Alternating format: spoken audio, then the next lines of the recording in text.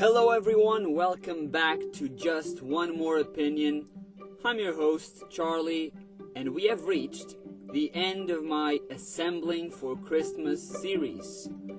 I'm so grateful that I was able to do this, share it with you all, so I hope you enjoy this last episode where we discuss the final installment of MCU's Phase 3, Spider-Man Far From Home. Let's go! Tom Holland is back as our friendly neighborhood Spider-Man, and he's feeling the huge loss at the end of Avengers Endgame, as well as deal with the reality of the blip, which is the name people are giving the Hulk's like Infinity Snap that brought everyone back from the dusting. Okay, Marvel, I see you want to keep it funny, that's cool. The movie doesn't start with Peter, though, but with a new mysterious man who is fighting this rock monster. We get that tiny teaser of what is to come story-wise, and then we are back at Peter's high school where we hear Betty Brant and Jason Ionello inform their fellow Midtown peers about what has happened to their educational status. We get a bit of exposition here, I'd say, which is never a great thing, but it does provide for some situating in regards to where our Spider-Man characters are. Luckily, all the major ones we had met in Spider-Man Homecoming were dusted away, so they haven't gotten 5 years older. A kid named Brad Davis did, however, and now he is the same age as Peter, and his involvement in the story works only as a kind of opponent to him in the romantic arena, since now Peter has developed feelings for Zendaya's Michelle, aka MJ, as she prefers to be called. The blip also brought back Aunt May, so she's the same age too, and she now organizes events for the charitable organization Feast, which is something the character does in the comics. Very cool. The other interesting and important thing about May is that she seems to be in a relationship with Happy Hogan, which provides for some good laughs too, and makes poor Peter feel quite uncomfortable and weirded out. Spider-Man also supports Feast and is asked to answer some questions at a press conference, but the overwhelming pressure on Spidey concerning the Avengers team status or whether he is going to be the next Iron Man just freaks Peter out. Pete misses Tony so much, he feels lost without a mentor to guide him through these troubled times. And while this was such a nice storyline that follows the close relationship between these two superheroes, it's also unfortunate that another Spider-Man movie is tightly connected with the Iron Man franchise, because the mourning of Tony is not the only thing that reminds us and Peter of our very first MCU hero. Oh no, there's more, I'm afraid, but I'll get into that in a bit. We see Peter in his room getting ready for the Europe school trip, a vacation that he deeply needs right now. And we have another comical and vital element of this movie, as Aunt May throws a banana at her unsuspecting nephew, and he is hit in the face with it, without even flinching. May says that she thought he had this Peter tingle, a nod to his spidey sense, but that arachnid ability is not fully developed just yet. For now, his only concern is getting ready for the trip and hopefully spend some time with MJ so he could tell her how he feels. Now, let me just say this and move on. I know the title is Far From Home and all, but having Spider-Man operate outside New York City in just his second movie kind of defeats the point and the purpose of his character, if you ask me.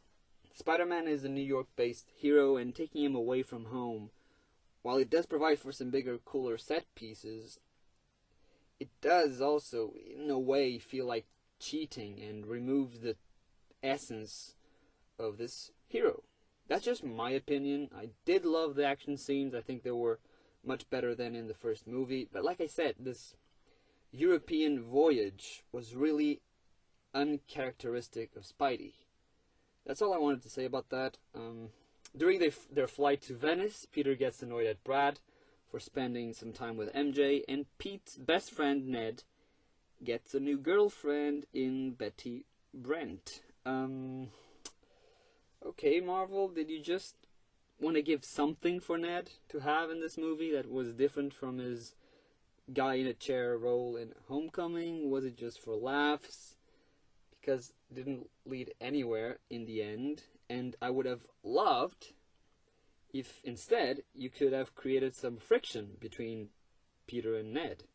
Maybe because Peter wants to spend more time with MJ than his best mate, and then in a third Spider-Man movie, they could fully fall apart, and by some way, Ned turns into the villain, Hobgoblin, just like in the comics.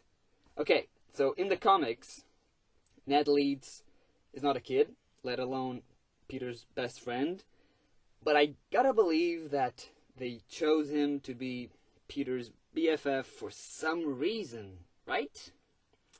I guess we'll have to wait and see. I hate waiting, but I love seeing.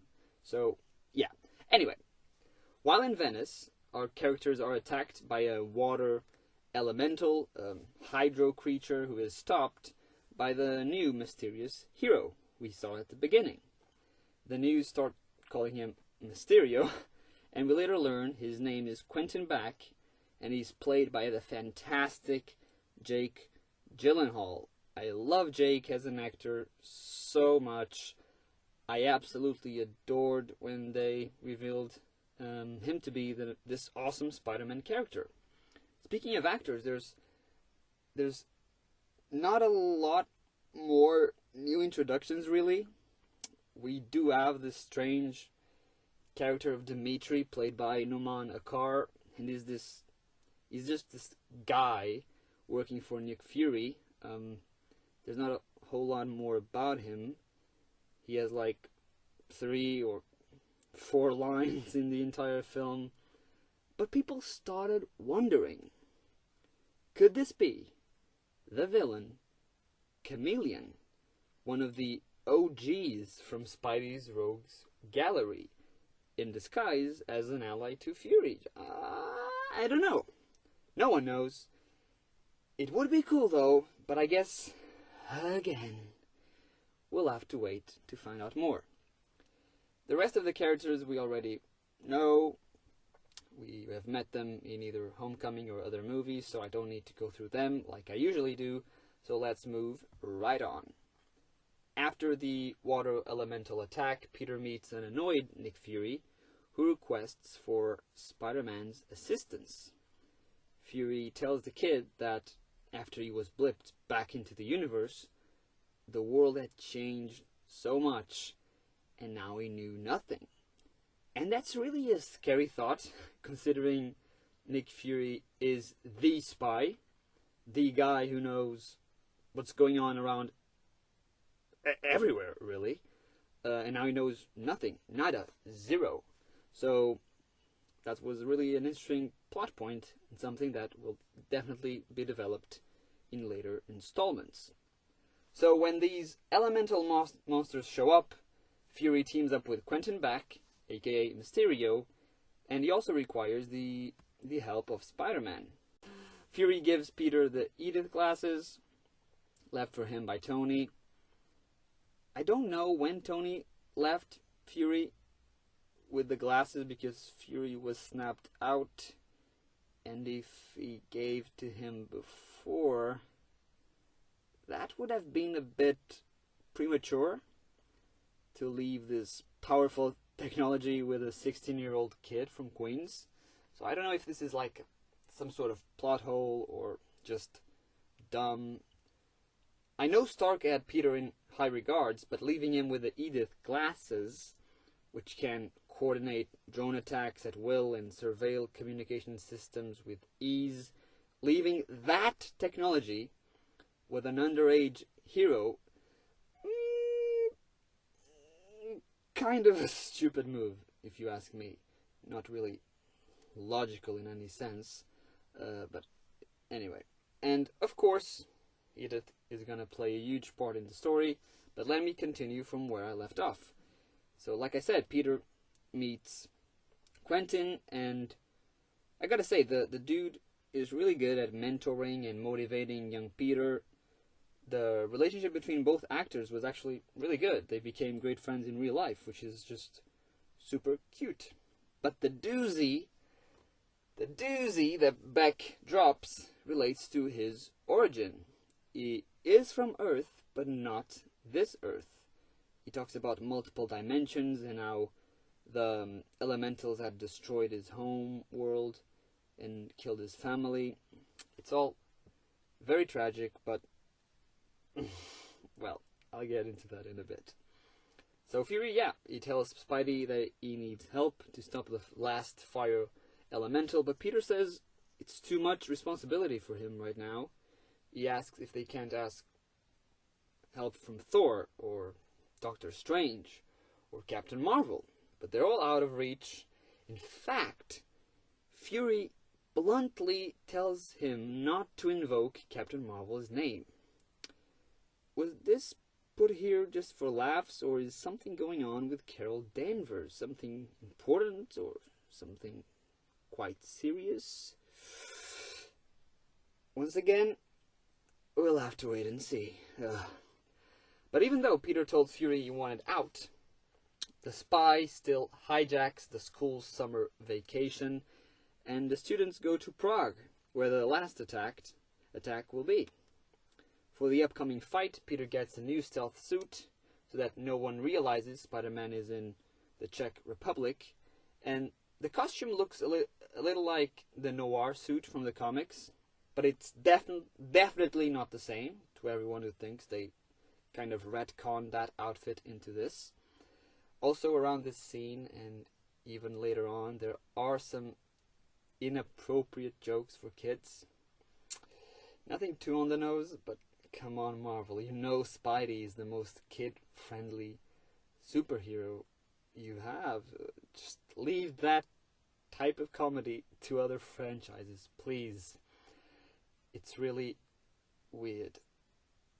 Okay, but finally, when the fire elemental appears, it's up to Mysterio and Spider-Man to save the innocent bystanders and destroy this monster. The fight is tough, and Beck almost loses his life with a final blow to the creature, but then the threat is gone, Prague is safe, nothing to worry about. Except, during the fight, Peter webbed at something strange, sort of invisible, probably nothing. Probably no one picked up anything suspicious, right? Yeah. So, after a job well done, Peter and Quentin have a chat, in which our friendly neighborhood hero opens up about not feeling up to the task of being the next Iron Man. Beck gives him a vote of confidence, but Peter is more interested in Mysterio's leadership, his sense of responsibility. So in a reckless and impulsive decision, Peter gives Quentin the Edith glasses. It doesn't matter how good Pete thought Beck was, even if he was the best guy ever. Why would anyone give someone they just met the only thing left from a trusted ally who is now gone? Peter, what the hell? And yeah, Jesus Christ, it doesn't make any sense. And so, after this kind of stupid move from Peter, we get the expected reveal. It was all an illusion by Beck and his team. The elementals, illusion. Mysterio's powers, illusion. His righteousness, fake, his origin fake, even his name is fake. Who is he really? We don't know. Well, he and all the members of his team are all collateral damage of Tony Stark's ego, former employees who have suffered indirectly from Iron Man's actions. Beck was actually the guy who designed the barf technology, which we saw in Civil War, when Stark had a little therapy session about his family. And this and this one guy who was yelled at by Obadiah Stane in the first Iron Man movie is the one who designed the drone technology that enables Mysterio's illusions to have real impact, to cause authentic damage. Really cool that they brought this kind of unimportant character back. But yeah, this is like a massive exposition scene, really, which again is pretty annoying, but Gyllenhaal's acting is pretty solid, and Beck's speech kind of clarifies some of his intentions. He talks about how the world ignores you if you don't have a cool costume or money, if you're not cool or powerful. You could be the smartest person in the room and no one would care, Beck says. And I have to admit that is, in some ways, very, very factual, very true. In our world, some of that social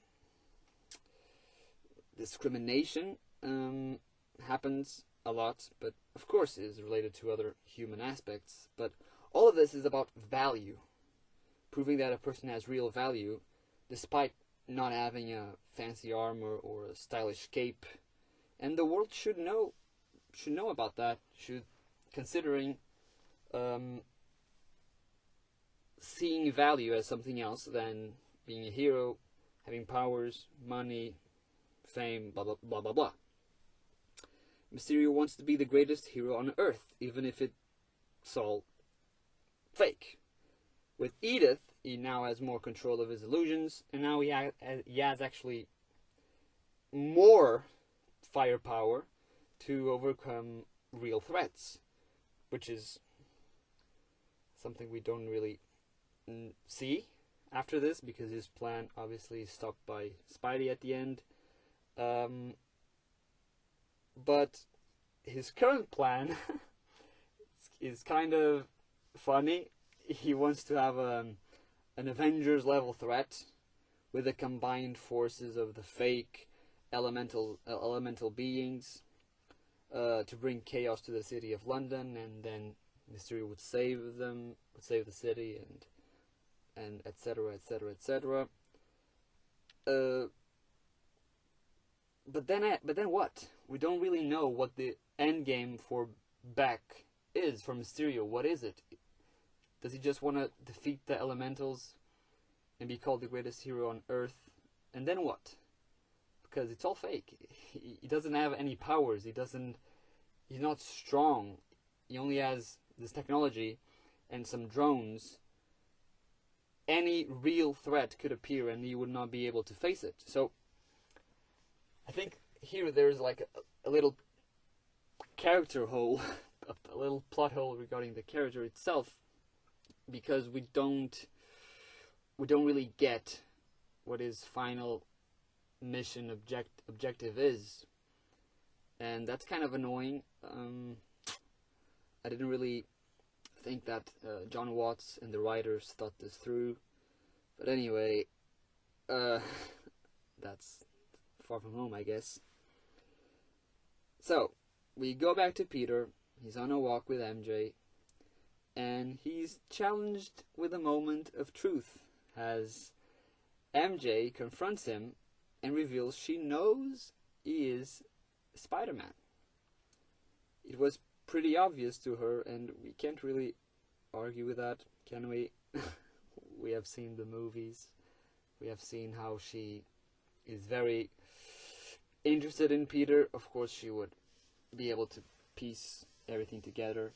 But she also shows Peter what she has found during the fire elemental attack. This webbed-up machine that projects the holograms of the water elemental battle, thus exposing Quentin Beck as a fraud. Peter realizes how big of a mistake he has made, and now he needs to stop Mysterio from whatever he has prepared. At the same time, Beck, who is doing a rehearsal of the final battle, which I gotta say is really, it's so fun to see a character and his team basically do what the special effects crew does in a movie, and all the practicing. It's really something else. I love it. It was one of the best aspects of this movie, to be honest. But yeah, while he's rehearsing, he becomes aware of the missing projector and discovers that Peter knows. And so, now, Spider-Man is target number 1 for Mysterio and his crew. And okay, I have to stop right here. This idea that Quentin wants to kill a 16-year-old boy is really bad taste, and almost transforms this character back into a two-dimensional villain, I'd say. He had a decent backstory and a nice enough goal, but the execution of his plan, the execution of a child, is too malevolent, too wrong. It kind of ruined the chance of Mysterio being one of the more layered antagonists in the MCU, I'm afraid. But anyway, Peter meets with Fury, and Hill tells them about Beck's duplicity, but Spidey is caught in the first big Mysterio illusion of the film, and my God, this scene was taken straight out of the comics. Classic Mysterio move. I absolutely love this scene. The craft behind it, the CGI, easily my favorite moment in Far From Home. Peter is overwhelmed by Beck's illusions. He faces his greatest fears and his guilt, but Fury comes to the rescue and shoots the villain in the back. He asks Peter who else could be endangered from the information they know about Beck, and Peter says MJ, Ned, maybe Betty, and boy, oh boy, what another twisty twist. Fury isn't Fury, it was still Beck. And now he knew. He was able to fool Peter, because Peter had been fooling himself all along. As Peter gets stranded in the Netherlands, his only hope to get to London in time is to call Happy Hogan. Both have an emotional chat about missing Tony and living up to his legacy, and Peter designs a new Spidey suit using Stark tech. And this sequence is both cool and uncool, because while this does remind us of Tony the Mechanic scenes from the Iron Man franchise, it also steers away from the traditional Spider-Man element of having Pete manually fabricate his outfits. I know that in the MCU, Peter's tech and costumes are highly influenced by Iron Man's input, past and future, and the suit looks really cool, even if not that different from the Homecoming one, but it's still unfortunate, and another component that is fundamentally distinct from the character in the comics, which is just sad and annoying. But anyway, Peter arrived at London, and a big fake fight ensues. Peter is able to destroy the drones and break the illusion, the overall illusion that Mysterio has made, but Beck's arsenal has expanded now that he has Edith, and his deadly cloaked machines are a formidable opponent to Spidey, who hasn't mastered his Peter Tingle. But this was it. This was the moment to step up, rise to the occasion, and so Parker closes his eyes and lets his sixth sense take care of the attacking drones. And what a moment.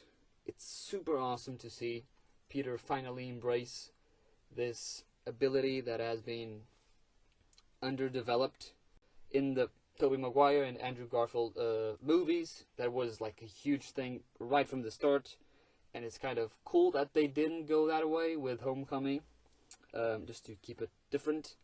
But now he needs to use his Peter Tingle, his spidey sense. And as he closes in on Beck, who frantically orders all drones to shoot at young Pete, thus making himself vulnerable as well, Spider-Man faces one last illusion. Quentin is down, hit from his own machines, but Peter doesn't fall for his tricks anymore, and prevents the real, invisible Beck from having a shot at his head. Pete retrieves the Edith glasses, and Mysterio supposedly succumbs to his injuries, whispering one last truth. People need to believe. And nowadays, they'll believe anything. Which is not only a criticism to the overall world with abundance of fake news and all, but maybe even a fun jab at Marvel themselves, who just keep on giving us insane and crazier storylines for us to immerse ourselves into, which I thought it was really funny. Either way, the threat is over. Mysterio seems dead, right? All illusions are down, Edith says, so yeah, right? But, what if Edith was programmed to tell that to Peter?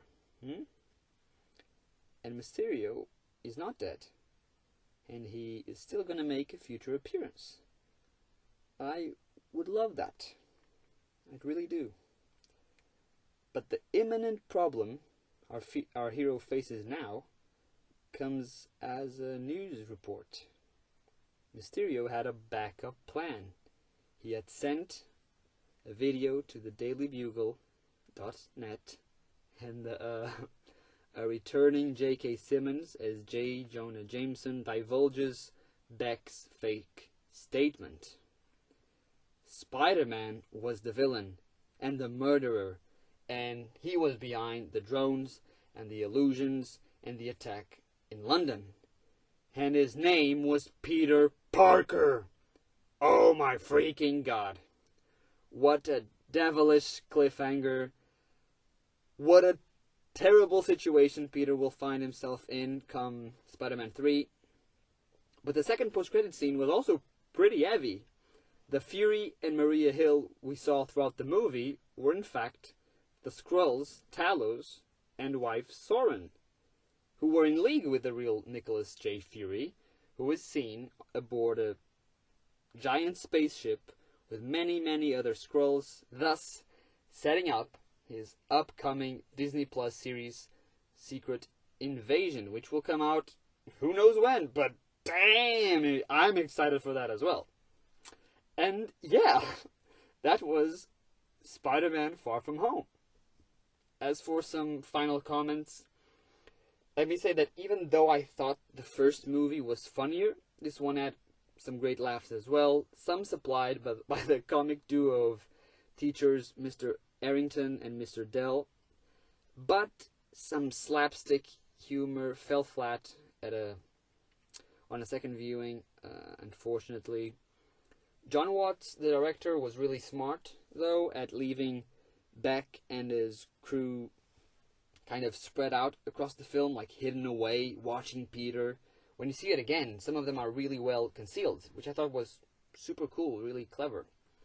Also, another setup for Secret Invasion, I'd assume, is a mention of Kree sleeper cells on Earth, when Skrull Fury tells Skrull Hill in a split second about that being a thing right now.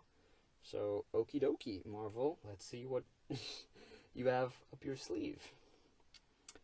And something that I'm really curious about regards Flash Thompson.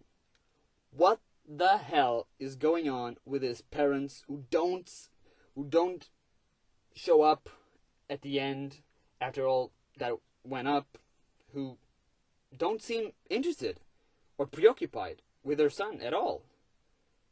Well, I do have some theories on that. Not my own. But yeah, I'll talk to that in a future episode, and that may involve mixing his character with another important character from Spider-Man lore. But yeah, in the future I'll say what I want to say. But yes, I do hope that the third movie is just a Spider-Man story. No Iron Man or Avengers stuff. Some cameos are fine, but that's it.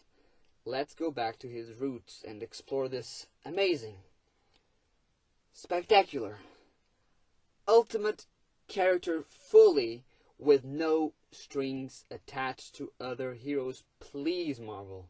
Please. I'm gonna give this one an 8 as an MCU movie, and an 8 as well as a movie in general, but not a very high one though. The action scenes here were really something else.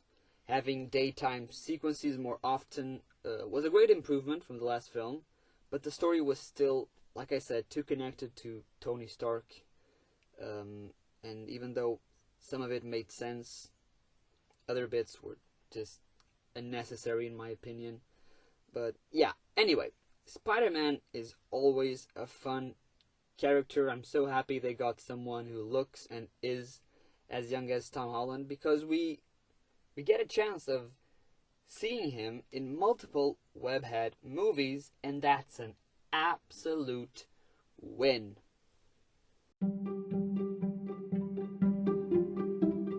Guys, this was it. The last movie in Assembling for Christmas, my MCU marathon series that I started on the 1st of December, and my god, what a ride. I'm so glad I took it and you with me.